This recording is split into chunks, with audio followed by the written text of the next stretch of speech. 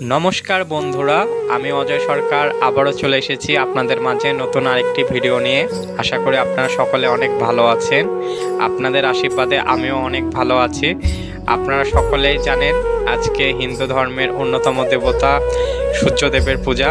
সে উপলক্ষে নদীর ধারে হাজার হাজার মানুষের সমাগম ঘটেছে, দেখতেই পাচ্ছেন আপনারা। আজ সূর্যদেব সম্পর্কে আপনাদেরকে কিছু কথা বলবো। সূর্য পূজা হলো হিন্দু ধর্মের একটি গুরুত্বপূর্ণ পূজা, যেখানে সূর্যদেবকে সম্মান জানানো হয় এবং তার কাছে সুখ, সমৃদ্ধি ও সুস্বাস্থ্যের জন্য প্রার্থনা করা হয়।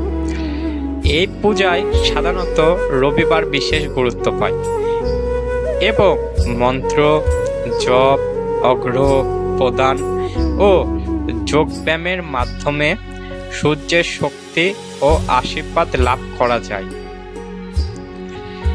এছাড়া বাঙালির সংস্কৃতিতে ঋতু পূজার মাধ্যমেও সূর্য পূজা প্রচলিত আছে। সূর্য পূজা সম্পর্কে কিছু তথ্য। সূর্য হিন্দু ধর্মের অন্যতম প্রধান দেবতা এবং পঞ্চায়তন